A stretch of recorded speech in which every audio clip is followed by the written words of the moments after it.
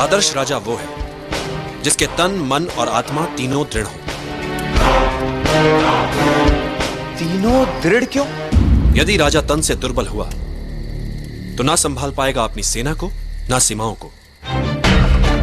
और यदि उसका निर्बल और अस्थिर हुआ मन, तो पराजित होता रहेगा वो अपनी ही चिंताओं से। और उसकी आत्मा निर्बल हुई तो कैसे सबल करेगा वो अपनी निर्बल। जैसे वो होता पानी ही है, किंतु जब वो पानी बाढ़ से उन्मत्त उफनती नदी का होता है, तब बड़े बड़े शिलाखंडों को बहा कर ले जाता है। कारण उसकी गति। जब कोई गिद्ध अपने शिकार पर झपटता है तो उसे तोड़कर रख देता है। कारण गिद्ध की समय को लेकर परख। इसलिए समय की गति और उसकी शक्ति को समझना चाहिए।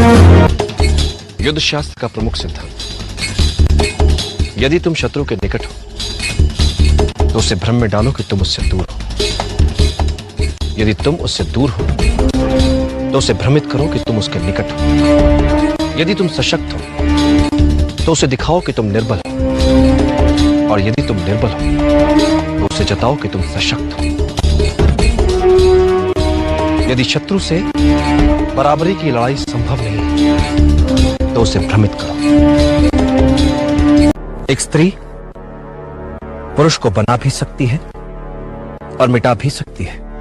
तो जैसे एक कोयल की सुंदरता उसकी मीठी कूक में होती है, वैसे ही एक स्त्री की सुंदरता उसकी पति भक्ति में होती है। भक्ति होती क्या है? प्रेम की चरम सीमा।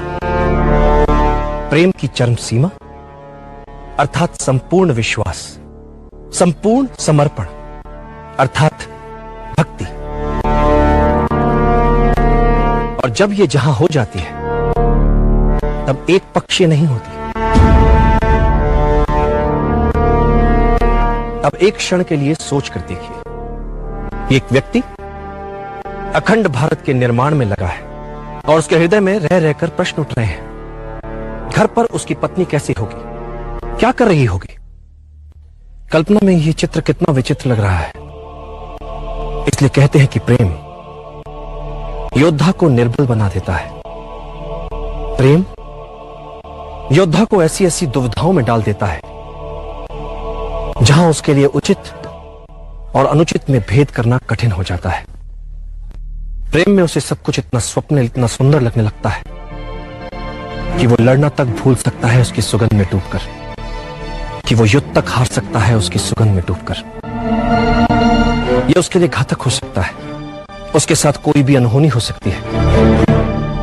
मैं प्रेम के विरुद्ध नहीं, मैं सम्मान करता हूं प्रेम का।